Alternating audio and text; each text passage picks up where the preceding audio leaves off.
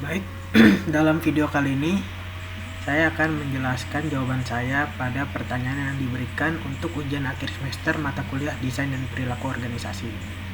Nama saya adalah Muhammad Rendy Wicaksono dengan NIM 190555156 di kelas Desain dan Perilaku Organisasi B. Lalu kita masuk ke pertanyaan pertama. Apa itu desain perilaku organisasi dan bagaimana pengaruh perkembangan teknologi informasi pada desain dan perilaku organisasi?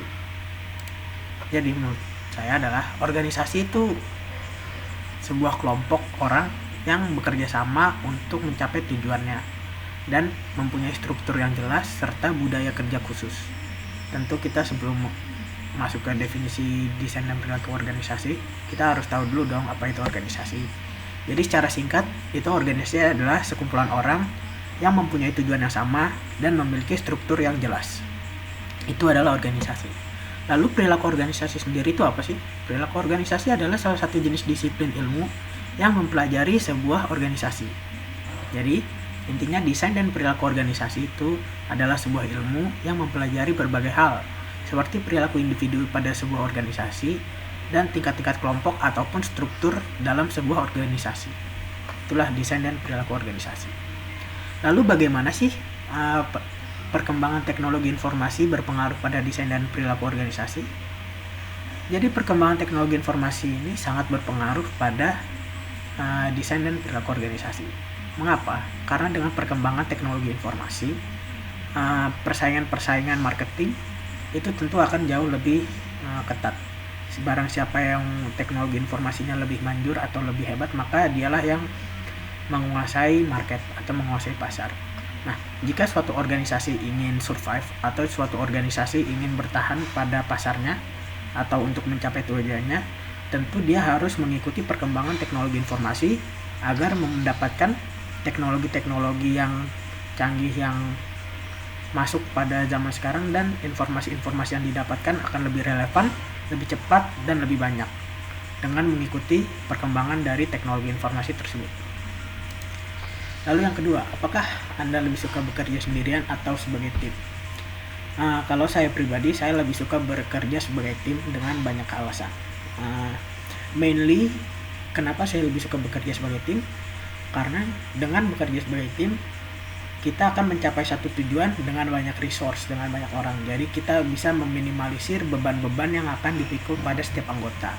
Jadi kita bisa membagi tugas dan anggota-anggota tersebut bisa membagi ilmunya kepada kita untuk mencapai suatu tujuan tertentu.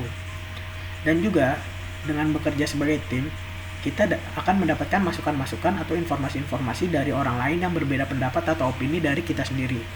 Maka itu akan menjadi masukan pada kita dan membuat kita menjadi lebih baik. Itu adalah salah satu alasan mengapa saya suka bekerja sebagai tim. Jadi jika ditanya apakah saya lebih suka bekerja sendirian atau sebagai tim, maka saya akan jawab saya akan lebih suka untuk bekerja sebagai tim, karena beban yang saya pikul akan lebih ringan, dan bekerja sebagai tim dapat membuat saya menjadi lebih baik karena adanya masukan-masukan dari anggota tim lain. Lanjut ke nomor 3, itu jika Anda menjadi seorang pimpinan, apakah Anda menginginkan karyawan Anda secara terbuka berbeda pendapat dengan Anda? Jika ya, bagaimana cara menyampaikannya? Jadi, menurut pendapat saya pribadi, jika saya menjadi sebuah pimpinan, lalu saya mempunyai sebuah bawahan atau karyawan yang berbeda pendapat dengan saya, tentu saya akan terima, dan malahan saya akan senang jika perbedaan pendapat karyawan saya itu lebih baik dari pendapat saya dan membuat saya dan organisasi yang saya tempati itu lebih baik. Lalu bagaimana cara menyampaikannya?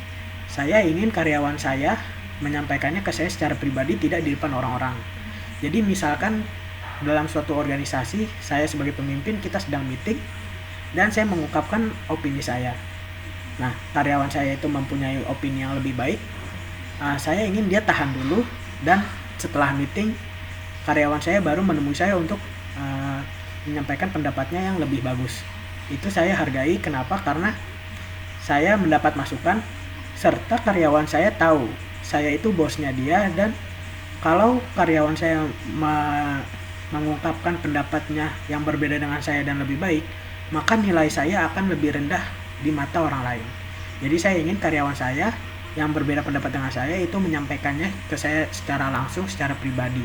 Karena dengan itu bisa ditunjukkan bahwa itu tujuan dia itu murni untuk kebaikan saya dan kebaikan organisasi. Tidak ada maksud untuk menggurui atau merasa lebih baik. Jadi tidak ada maksud untuk menjatuhkan saya, tapi malah mendorong saya dan organisasi saya lebih baik. Itulah jika saya menjadi pimpinan, saya ingin mempunyai karyawan seperti itu. Lanjut ke nomor 4. Jelaskan 2 teori yang berkaitan dengan gaya kepemimpinan. Sebelumnya kita tahu teori-teori yang berkaitan dengan gaya kepemimpinan itu banyak. Pada kasus ini saya akan mengambil teori dari The Blake and Moton Managerial Grid. Pada teori The Blake and Moton Managerial Grid ada beberapa teori yang disampaikan untuk pada gaya kepemimpinan. Nah, saya itu mengambil 2 gaya kepemimpinan yang menurut saya cukup bagus. Yang pertama ada Country Club Management. Gaya kepemimpinan Country Club Management ini itu sangat peduli terhadap perasaan anggota tim. Pemimpin akan lebih memikirkan bagaimana cara membuat karyawan merasa bahagia dan dibutuhkan. Jadi, pemimpin dengan tipe gaya kepemimpinan Country Club Management ini, dia akan mengutamakan kepuasan para anggota dan perasaan para anggota. Itu mungkin di mata orang awam itu mungkin bagus karena itu merupakan sebuah pemimpin yang peduli, tapi menurut saya itu kurang efisien untuk menuju mencapai tujuan organisasi. Lalu ada gaya kepemimpinan team management. Nah, gaya kepemimpinan ini merupakan gaya kepemimpinan favorit saya. Jadi gaya kepemimpinan team management ini adalah saat pemimpin mengelola produksi dan kebutuhan organisasi dengan baik, sehingga anggota tim memahami tujuan organisasi. Lalu, dengan melibatkan orang-orang dalam menentukan kebutuhan produksi, mereka merasa berkomitmen dan ingin memiliki suara dalam bagaimana suksesnya organisasi. Jadi pemimpin dengan menggunakan gaya kepemimpinan tim manajemen ini, dia itu harus sudah ahli dan sudah dapat mengelola produksi dan kebutuhan organisasi itu dengan baik, dengan cermat, dengan teliti. Jadi anggota-anggota tim yang dia naungi itu benar-benar memahami apa sih tujuan organisasi tersebut. Jika anggota-anggota tim sudah paham dengan tujuan organisasi tersebut, maka pembagian tugas dalam mencapai tujuan anggota tersebut itu akan lebih bagus.